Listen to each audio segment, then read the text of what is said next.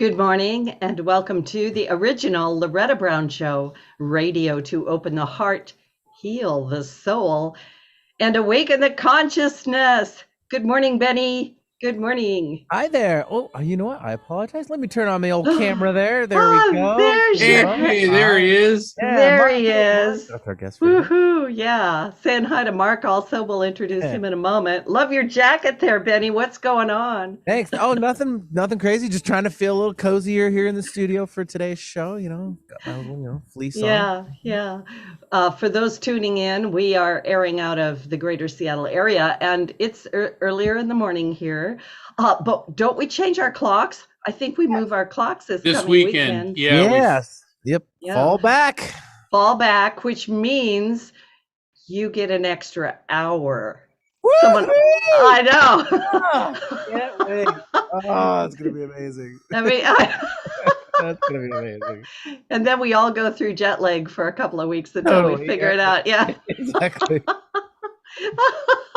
Anyway, I had to say that. I had somebody ask me yesterday, they go, Loretta, what is it? Do we gain or lose an hour? I said, I don't know. I don't find it that hard to figure out. I mean, Yeah. spring forward, fall back. That is pretty much the adage. So yeah, that's how I remember it. Spring forward, fall back. It's sort of like when I'm trying to, use a screwdriver. It's righty tighty, lefty loosey, right?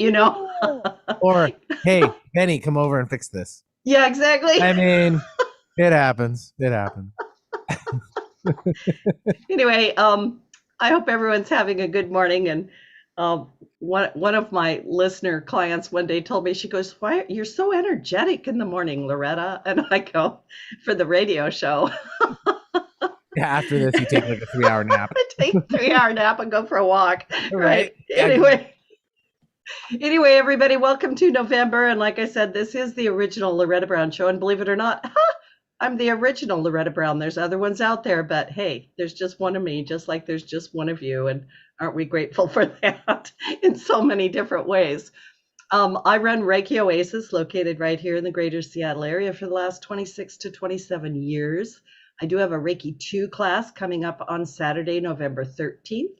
You can sign up for everything at schedule.reikioasis.com. And I am a listener-supported show. Thank you to my listeners. You can go to patreon.com/The Loretta Brown Show if you want to become part of that inner community. And always gratitude, because when you support people who are out there, you are also out there, because we are connected through our hearts, I hope, and also through our collective consciousness. So blessings, always blessings and goodness to all of you. I want to do a very quick astrology check-in before I bring on my guest, because today is November 4th, and we have a great big huge Scorpio super new moon today. I did say that. A Scorpio super new moon, right? Which means you can't see it. It's like the veil of mystery, what will go on. And of course, it makes you be very introspective. So November is the start of eclipse season, which means it's likely to be a powerful turning point month for many of us. Eclipses represent quantum leaps into higher states of consciousness, and they tend to bring fated events that are geared to speed up our spiritual evolution. They're like an entry point into a new world or a new state of being. And this month we have a partial full moon lunar eclipse in the sign of Taurus on November 19th, followed by a total solar eclipse in early December. Lunar eclipses typically bring about endings and are points of closure, and solar eclipses bring beginnings. So as we have the lunar eclipse in November, as we're heading toward it, we may find ourselves wrapping up loose ends or releasing things from our lives that no longer serve us throughout the entire month. We may even find the month brings an ending of some kind to a habit, a relationship, or a way of being that, like I said, just doesn't fit into who we are becoming, because we are always in a point of growth. Eclipses also tend to boost our intuitive abilities and increase our sensitivity to our emotions and the world around us, and they thin the veil. And then, like I said, today we have a Scorpio super new moon, which brings mixed energies. It's likely to be a time of reflection and retreat. Many of my clients have been sharing with me that they've been feeling a bit overwhelmed, and they're kind of like wanting to push people back a little bit. And, you know, we always breathe in and we breathe out. And if this is a time of introspection, if this is a time for you to be with yourself and go deep inside, then do make the time for yourself. It's very, very important. And then tomorrow, good things for romance, Venus enters Capricorn, and it's going to be there for an unusually long period of time. And anytime a planet stays in a position for a long period of time, it is putting like an exclamation mark on it, and it's saying, hey, hello there, pay attention, there's something going on. So as Venus is in Capricorn, it's going to shine a light on issues around relationships, finances, and matters of the heart.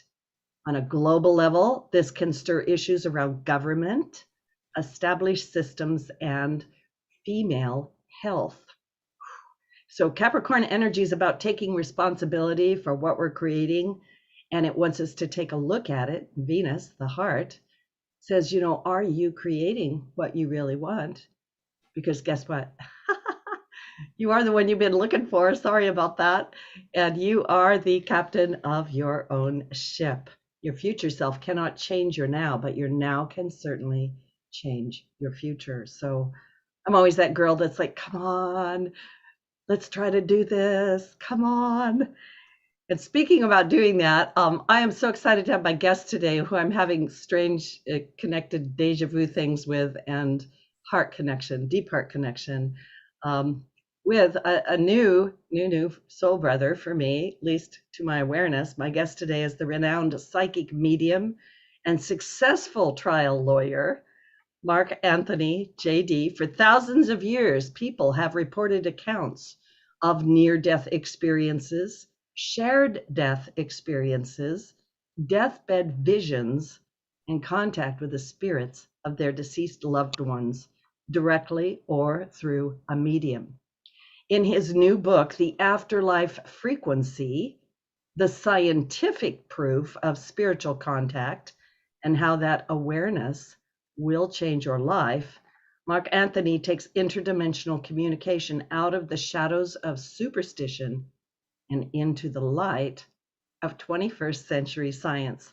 Mark is known as the psychic lawyer and the psychic explorer, lawyer, explorer, and I can't say that apparently, and has appeared nationwide on numerous TV and radio shows, to include the CBS hit show, The Doctors, where he conducted a reading which cracked a cold case murder, and Gaia TV's Beyond Belief with George Norrie. And now guess what? He's right here on the original Loretta Brown Show with us. Welcome to the show, Mark. It's great to have you. Thank you, Loretta. It's an honor to be here. I've just been so looking forward to this interview. Thank you. Me too. I have 50,000 questions, and I want to say this also to the listening audience. At some point, probably in the second half of the show, we are going to open the lines for callers. I will give you the number now. If you want to call, you will wait a while, but just sending that out, because sometimes there's a mad scramble at the end. So if you do want to call in with a question, you can call the radio station right now, 1-888-298-5569 or 425-373-5527. So, Mark, where do I begin? Well, thank you. Thank you. That's I appreciate you having my book there. I do. I stayed up and read every morsel of it, like with a flashlight under the sheets, right? You know, I had to eat it, right? You know, that's how it is. I want to ask you a few questions about yourself and then really delve in. When did you first know you were psychic or could see dead people? I was 3.5 years old, and I started talking to my invisible friends except for the fact that mom and dad could see them too, because both of my parents had these abilities as well. And it runs in the family for generations. And, when people think, okay, a psychic family, we were not walking around wearing turbans, throwing Ouija boards at people. My dad was a Navy SEAL who became a NASA engineer. My mom was a commercial illustrator and fashion designer. And I have an older brother and older sister. So for all intensive purposes, we were the all-American family next door, sort of. And it was the type of thing that, and my dad, his sister Marjorie, his mother Isabel, and his maternal grandmother Grace had mediumistic abilities. He had other sisters, but they didn't have it.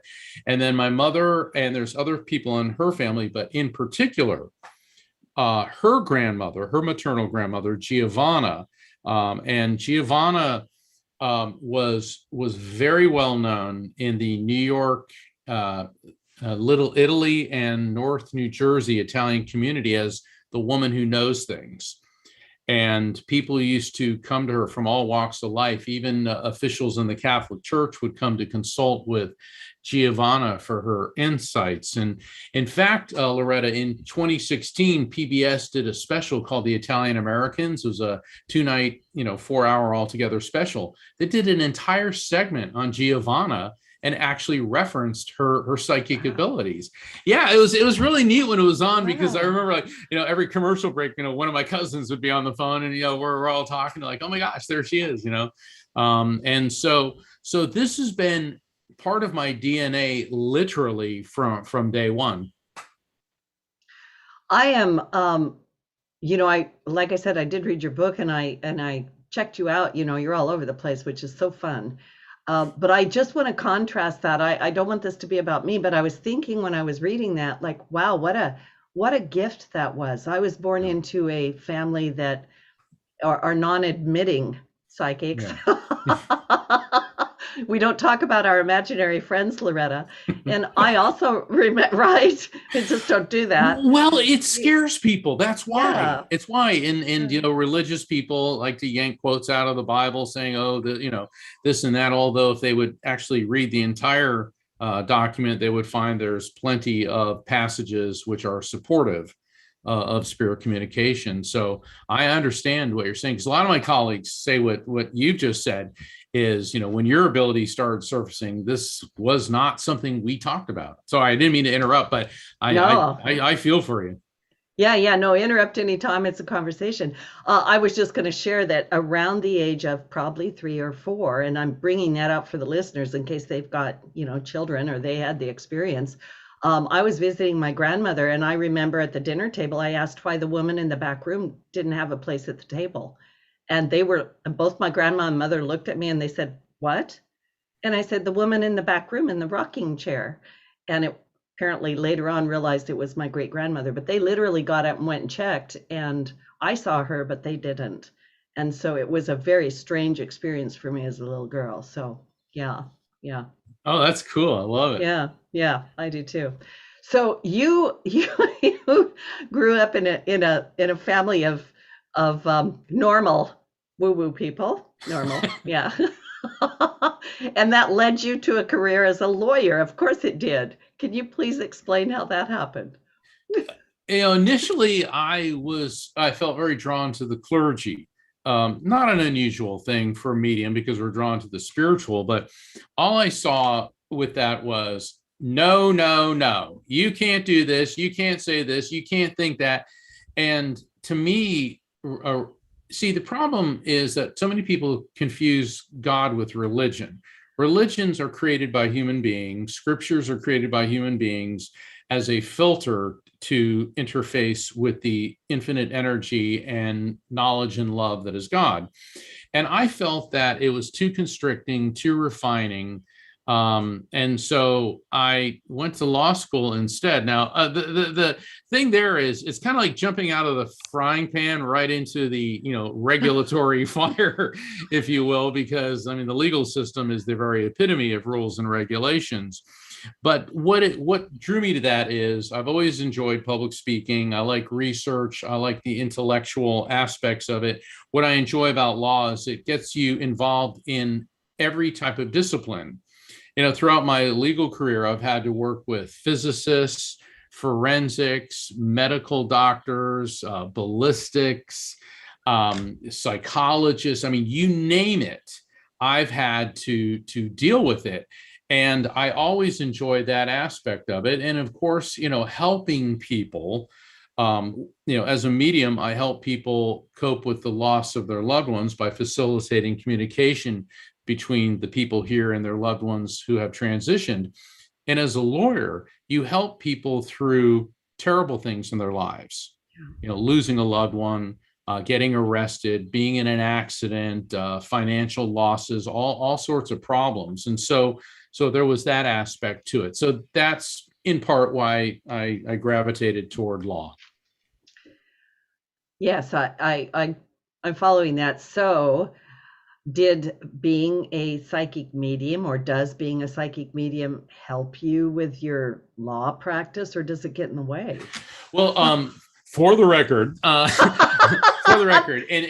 thank you for your deep voice. I'm not practicing law now, although I appear on many radio and TV shows as a legal analyst in high profile cases. And the media contacts me whenever there's and for many reasons, but oftentimes when the legal system and the paranormal collide. And that happens more than you might think. People claiming, I'm possessed by a devil, that's why I committed murder. Or, hey, I think my house is haunted and I want to rescind the contract for buying it. I've done a lot of that. And then there's several other facets to this as well. So, but being a psychic medium is part of my skill set. And, people have a misnomer about what it means to be psychic. People are like, oh, well, you should have known that. It's like, yes, but I'm not all knowing and all seeing. God is. I'm not. And what being a psychic medium does is it gives us insights and a heightened awareness to sensitivity and energy. For example, I was trying a case one time, and my client was not the most savory person. All right. I mean, he wasn't a bad guy, and with all due respect to my client, I mean, he looked like a garden gnome. Okay. I mean, he was just a funky looking guy, and he had this wheeze when he was like, when he breathed, and so, I mean, it was like having, Sneezy the dwarf sitting next to me in court, and he was charged with drunk driving, and he was like, well, I wasn't, and he was taking all these medications for asthma and everything else. And he had these perpetually bloodshot eyes. And the police officer, who arrested him, looked like Tom Cruise from Top Gun. I mean, this guy could not have been better looking, comes in with the mirrored glasses, the starched uniform, the big shiny badge. And that day we just happened to have a jury of all women. All right. So there's 6 women and 1 alternate, and they're all looking at Tom Cruise like, ah, and my client like, and so things are not going well. He's on the witness stand. I pulled over said suspect traveling, excessive rate of speed and blah, blah, blah, blah, blah. He's going through all this. And he was making a big deal about the fact that my client had bloodshot eyes. But he never mentioned that my client had an odor of alcohol on his breath. So I got up to do cross-examination, and all of a sudden, I figured, well, let me talk about the bloodshot eyes. And I felt that all of a sudden I got this sense, this is where I have to go. So I said, well, people have bloodshot eyes for a number of reasons. Isn't that possible, officer? Well, yes, it can be. Maybe from pool chlorine if they were swimming. I suppose so. Maybe if they have a lot of allergies, possibly. And then the impulse came, ask him this. What about if somebody's crying? And there was this awkward pause, and he said, I've never seen anyone have bloodshot eyes from crying. And I said, are you married? And he goes, I never made her cry, like that. And all of a sudden, I mean, it was like whatever spirit was sending that to me, and his outburst. And all of a sudden, every woman on the jury, he went from Tom Cruise to Count Dracula. And they all like gave him this nasty look. They came back with a not guilty in under 5 minutes. I have never had a jury verdict come back that quick. I mean, it normally takes them 20, 30 minutes just to pick the foreperson for the jury. But the thing is, it was one of those psychic flashes that this is where to go, because you know, all that glitters is not gold. And that's what happened there. Now I've got other examples, but I haven't used that one in a while, but because I thought that would be very pertinent. And I never forget my client go, "Thank you, dude," you know. And the poor guy, I mean, I just felt so bad for him because he had all these physical problems, and it also is an important lesson for all of us. You know, when you're anywhere, let's say in a grocery store or on the street, and if you see an elderly person, acknowledge them. Good morning. That's all you have to say, you know, because handsome people like this cop, they get all the accolades because, he's physically good looking and all that, but he really wasn't a very nice guy. And I'm not, because Right. I have a lot of friends that are police officers, and I have no problem with them. But just because my client did not make an attractive appearance, number one, it did not make him a bad person. Number two, it did not make him a dishonest person. And number three, it did not make him guilty. And I think that is a very important lesson for me, for everyone to know, that it doesn't hurt us just to acknowledge another person. I mean, think about it. Let's say, any of us were walking down the street and you see an attractive 22-year-old that smiles at you, and that kind of makes your day. Well, what about somebody who's in their 80s or 90s, and people just dismiss them? If you validate that person, and all you have to do is say hello or be kind, open a door for them, that makes all the difference in the world. Yeah, I love that story, and yeah, it's very much to the point. I want to ask you, because the name of your book, The Afterlife Frequency, and I want to hit on that for just a moment about the frequency, because you're talking about, okay, you're going through life and then you get this information. And before the show, I was sharing with you, and you bring this out in your book too, that I quite often feel like spirits are rubbing on me. So could you talk about the frequency, the afterlife frequency? Well, that's a huge part of the book, but basically everything has a vibrational frequency on the subatomic level. And in the afterlife frequency, yes, I do go into quantum physics, but spoiler alert, do not expect a dry technical treatise. I suffered through enough of that in law school and in the practice of law. I'm not going to do that. I explain things in a way that anyone can understand it, and then illustrate it with stories. I don't use the story about the cop that I just told, but I use stories that people can relate to on that level. And one of the key concepts in the book is the electromagnetic soul.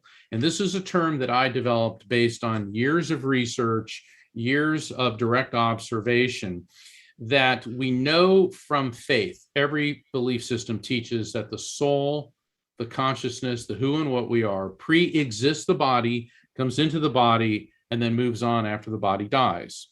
We know from neuroscience that the brain has an electrical field. Neuroscience is the field that studies the human brain, and neuroscience cannot explain how the brain creates consciousness. It knows that the brain seems to operate on electrical impulses and chemical reactions, but is completely at a loss to discuss or describe consciousness. If you read a neuroscience book, maybe it's 800 or 900 pages, you're lucky if you hit one or two paragraphs about consciousness. It'll talk about brain functions, blood flow, the axons and the neurons, but it cannot explain. Why? Because the brain doesn't create consciousness. It merely hosts it. So think of your brain like a computer hard drive. Your computer hard drive did not create Windows 10 or the upcoming Windows 11 or Apple or whatever programs you're using. It hosts them.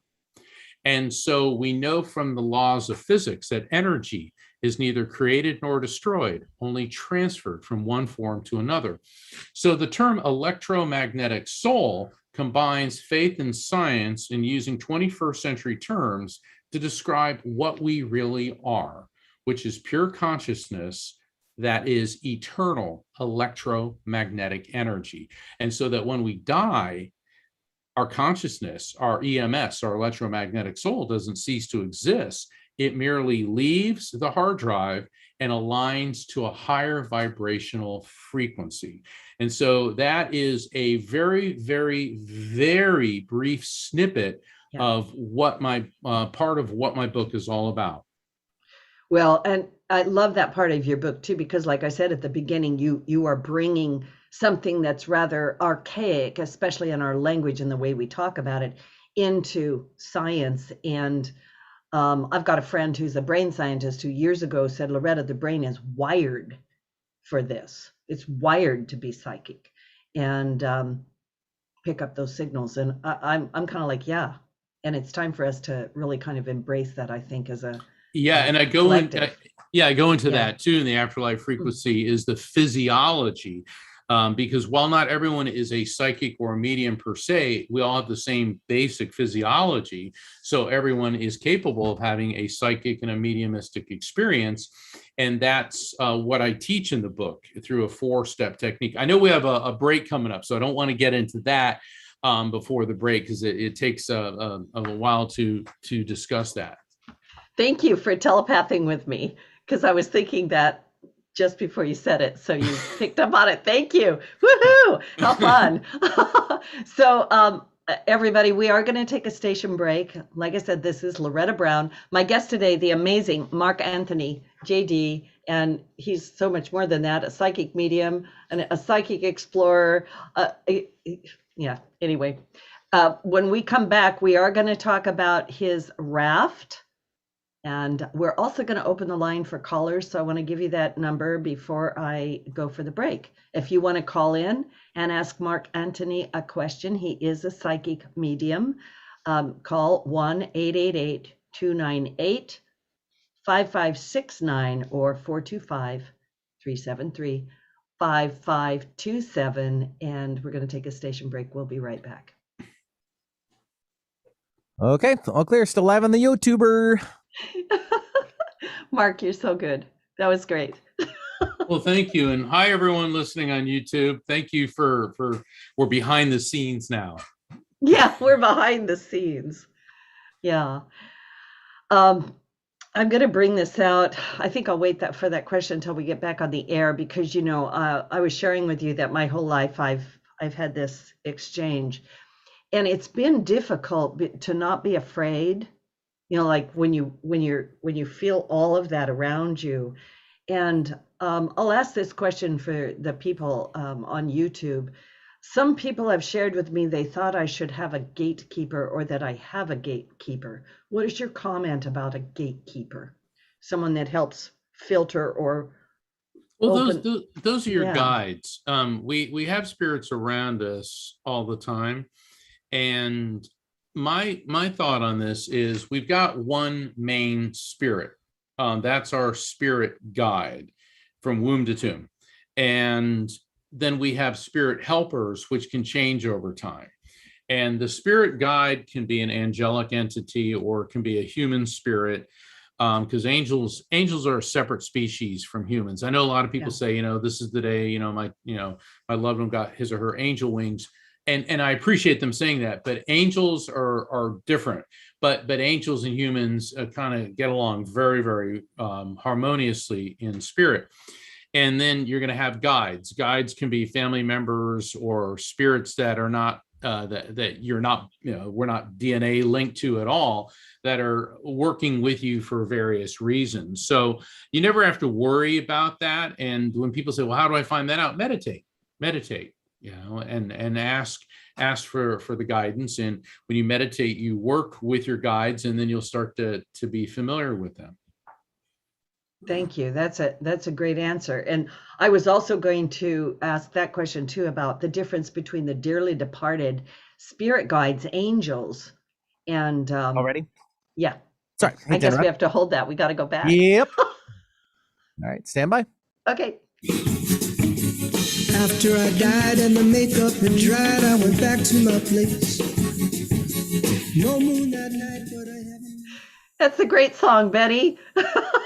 Thank you so much. Welcome back to the original Loretta Brown Show. You can find out more about me, Loretta Brown, at ReikiOasis.com or at the KKNW 1150 archives. And of course, we're live on 1150 radio, YouTube. Yeah.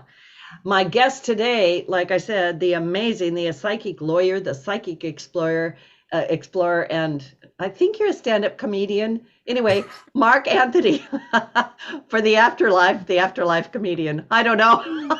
Well, you know, when you're a lawyer who sees dead people, you better have a sense of humor, is all I can say. I'm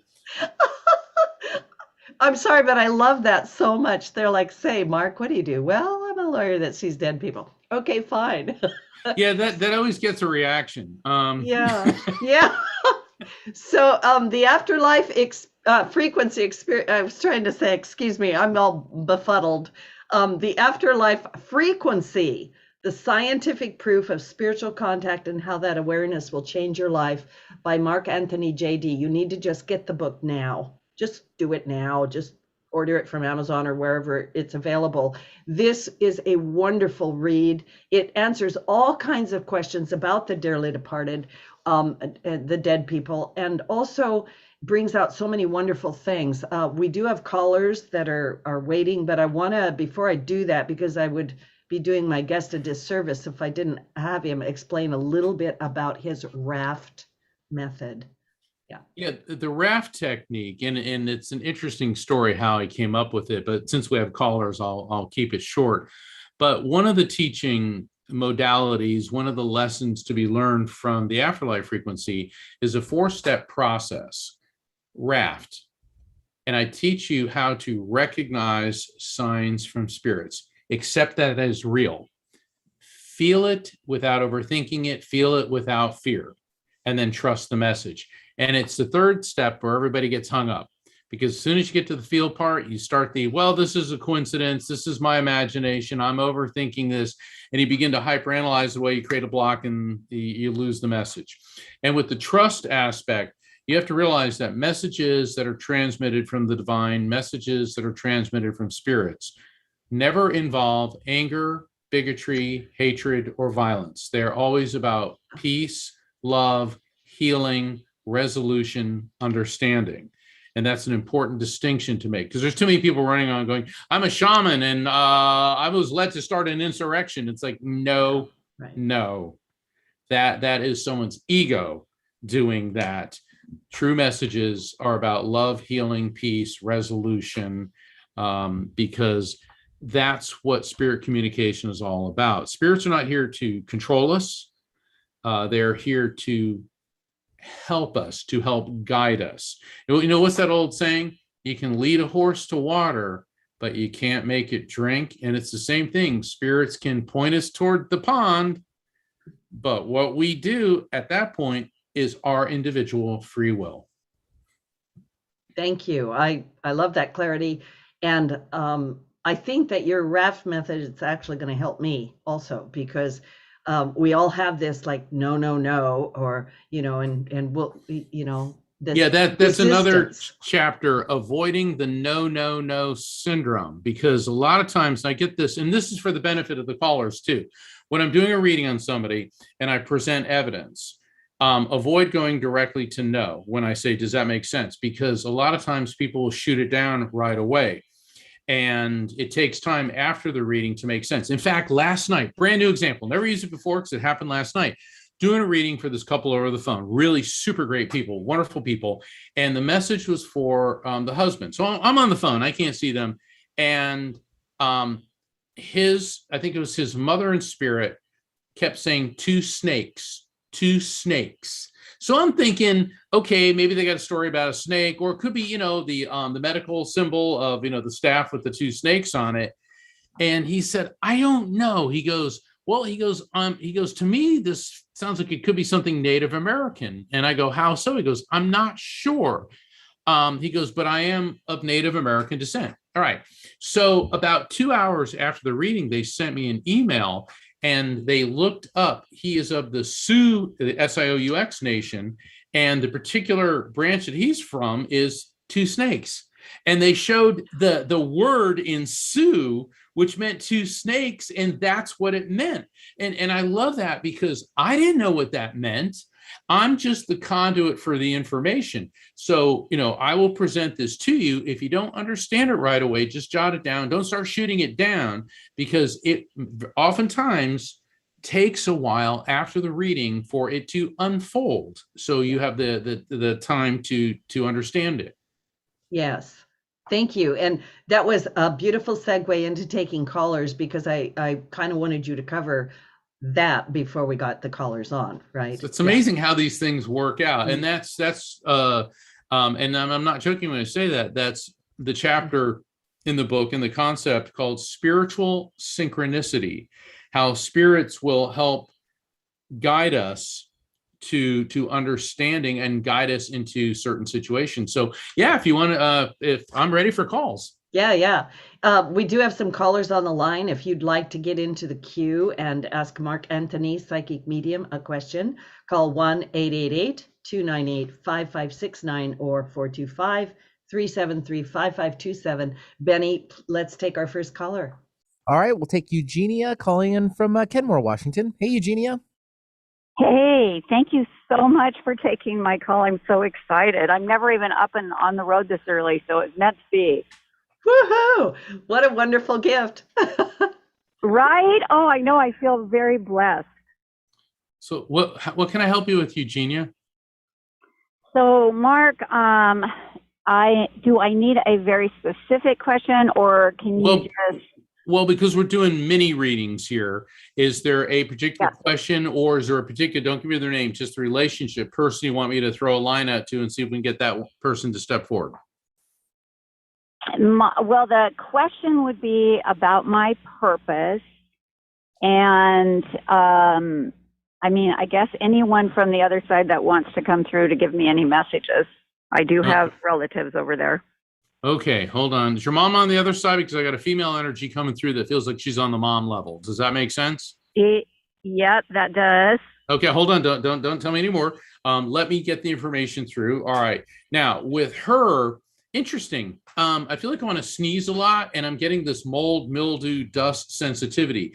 This could have been something that she was very sensitive to, or this could be an issue that you're dealing with as well. Or either or both. Is there something about mold, mildew, dust sensitivity, breathing issues that could have been focused, that could have been with her, or could that also be with you? Nothing that's, I'm thinking right now. I do work with people that can be sensitive. Hold on, stop right there.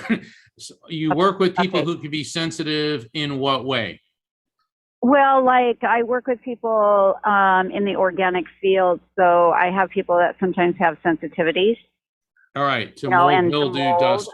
Okay, that's a yes. Okay, all right, because you got to get your mom to build a rapport with me here, and I'm getting terrible back pain. Was she having a lot of problems in the lumbar region of her spine, which is between the rib cage and the hips, and difficulty walking prior to passing? Because I'm feeling a lot of back pain.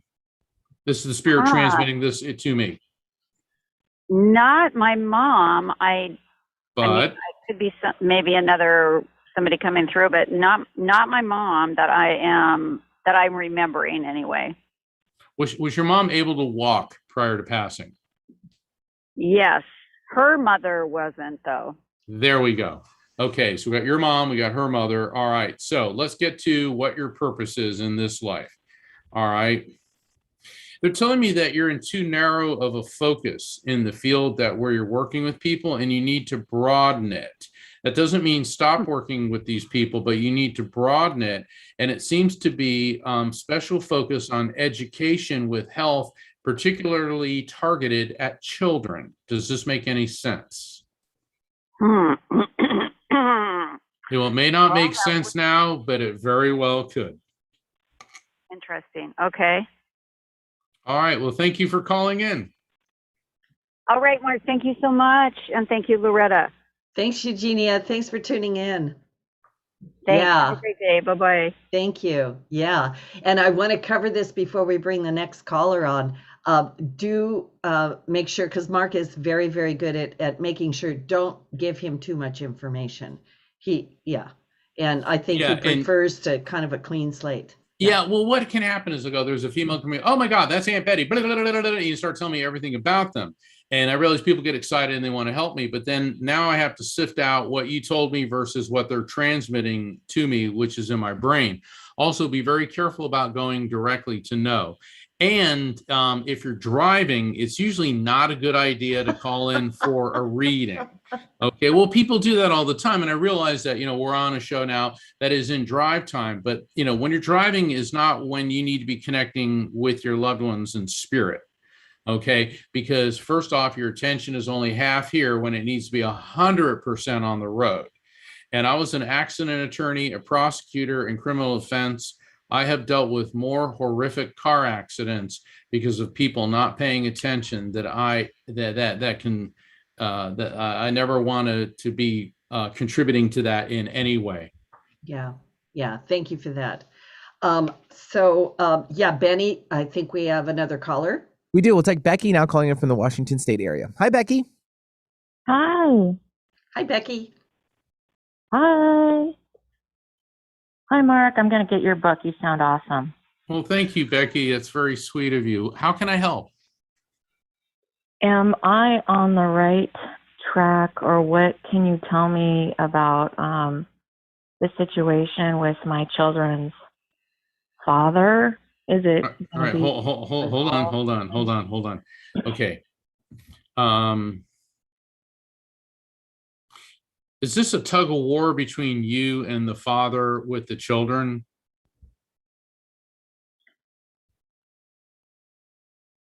Are you there? A little, yeah. A little in what way? A little. Well, not yet, so to speak.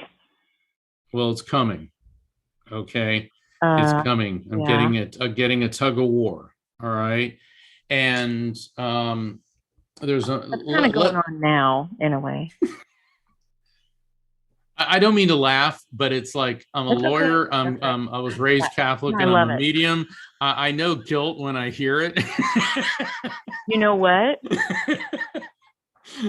Because it's funny when people, it's like, yeah, there's a tug of war going on. And here's the message. Yeah. You got a male energy coming through that feels like he's connected to you through your mother's side of the family. It could be an uncle or a grandfather.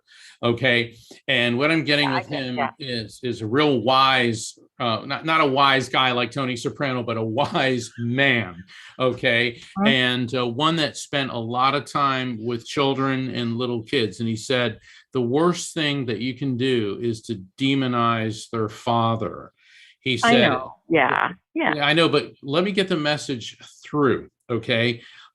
Because I just lost the contact with him. And that is, you have to be very careful, but I'm communicating with the spirit, not just you, but everybody. Please don't interrupt me until I say, does that make sense?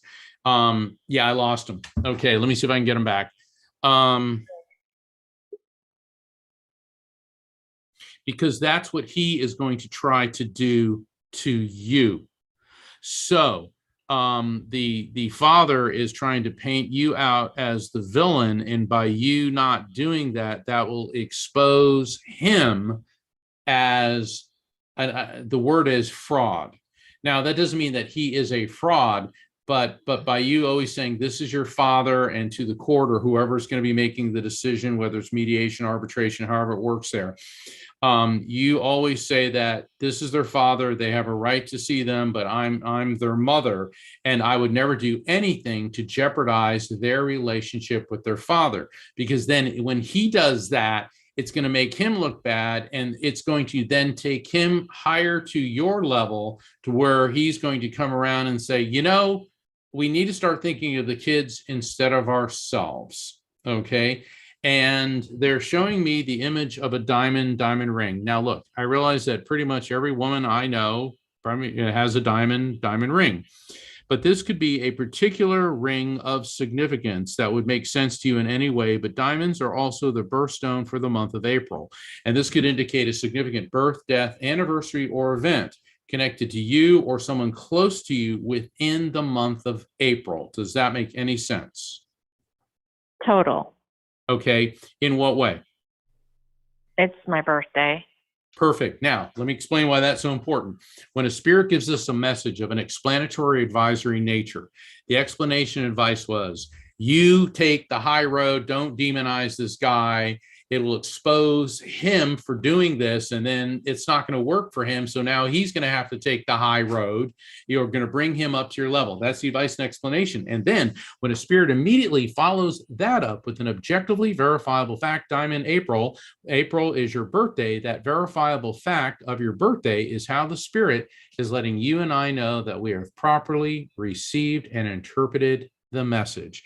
And that's how they work with me. So for the other callers, if I say verifiable fact following a message, we know we got it. So thank you so much for calling in. You got it. That totally makes sense. It really does. Yeah. Many blessings. Thank you. Thank you, Becky.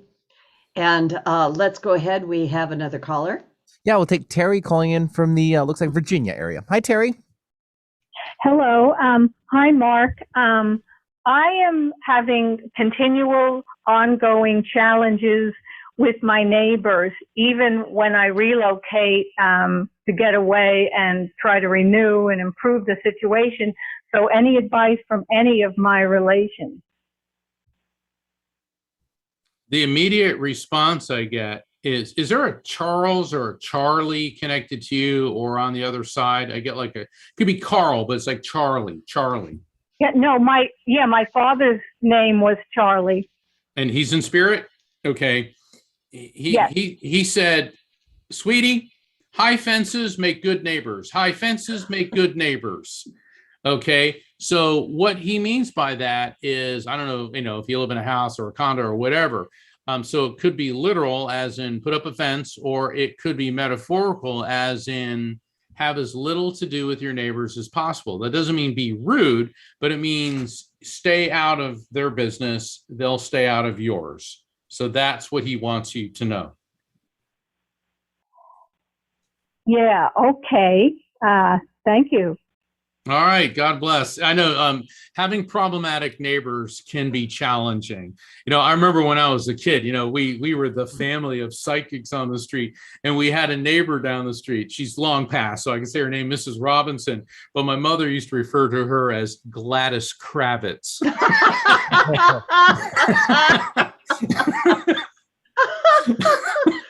I had a couple of those neighbors. Yeah, it seems like every neighborhood's got an Abner. I think they see dead people,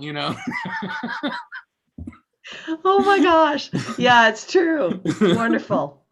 Can I put myself in the queue, Mark? Sure. All right. Hold on. Okay. Is there a Andy or a Nandy? Andy. I keep getting this whole Andy thing with you. Andy. Let's put Andy off to the side. And okay. Is your dad in spirit? Yes. Okay. Because I get this whole dad, I don't know, what is Andy Bear. And he keeps handing me like this little teddy bear. And I know lots of kids have teddy bears, but I get this really cute little fuzzy teddy bear. All right, you're nodding. Why does that make sense? Oh, it'll make me cry. Okay, that works. Okay. Crying is another form of yes, and it's also an expression of love. And oh my God, I'm laughing so much. What is the thing that you and him used to do where you'd have like either a milkshake or some drink, and you put the straw in and you'd like drink it to where it go at the end? He said there was this thing that you and him used to do. He said it was totally obnoxious, but it was so much fun. Does that make sense? Yeah, that's it. Okay. That's Dad. Yeah. Okay. You're gonna have to tell me when we're off air what that's all about. Because he was Irish. Okay. That doesn't. I'm not Irish. I'm Italian, so I don't. That's not translating for me. What does that mean? A warped sense of humor. Oh. Okay. All right. Well, warped sense of humor I can relate to. All right. He said that you have to watch your potassium levels. Okay. He said that potassium seems to be an issue with you. Now, I'm not a doctor, but I get a lot of medical information. Potassium, too much potassium is not good. Too little potassium is not good.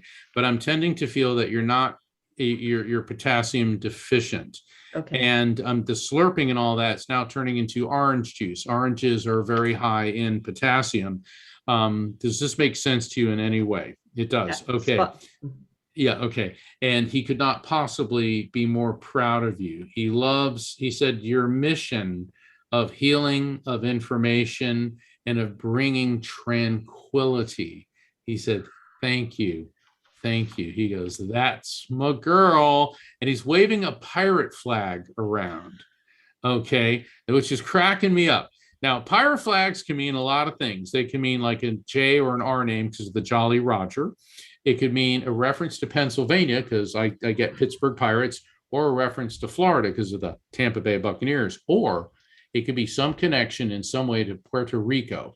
Why that is, I don't know, but when I get these images, they show me a pirate flag moving over to Puerto Rico. Okay, so does any of the above make sense? Ever been to any of those places or any connection with any of them? I have not, but I have been feeling like I'm going to move somewhere. Okay. Yeah. Well, let me see. Pennsylvania, Florida.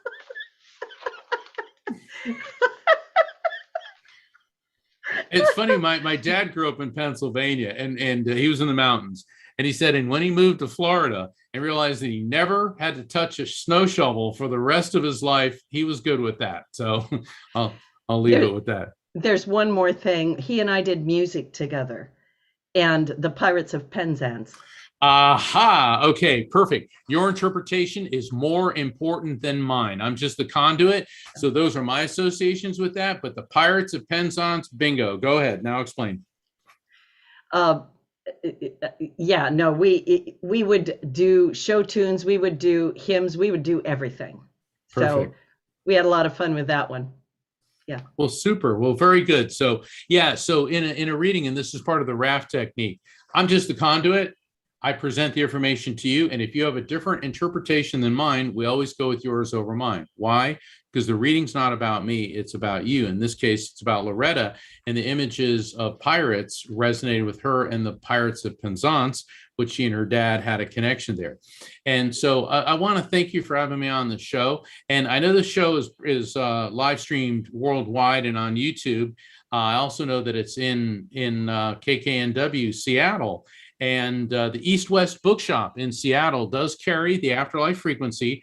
And I'll be doing an online spirit communication event through East West Bookshop the first weekend in December.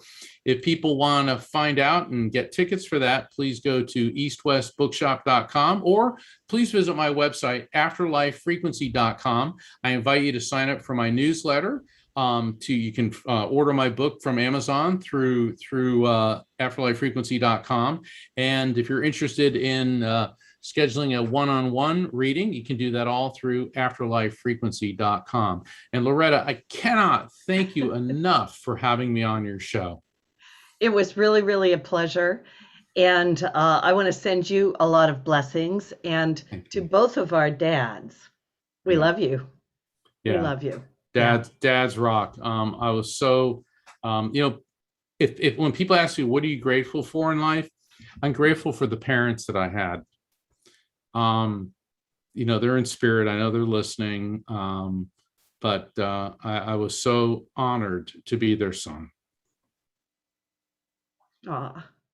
Yeah. So to everybody listening, have a wonderful, wonderful week. And next Thursday is 11/11, powerful day today. Keep yourself in alignment with love and the higher frequencies and the afterlife frequency. Mark Anthony, thank you so much. Thank you. Thanks, blessings. Benny. Yeah, many blessings. Thank you, Benny. You're the best. All clear. Thanks, guys. Awesome. Oh, I held it together. Oh. Thank you. Oh, you're fine. So welcome. You're so welcome. It's the healthy thing to do is shed tears of grief. And I'm so much happier right now.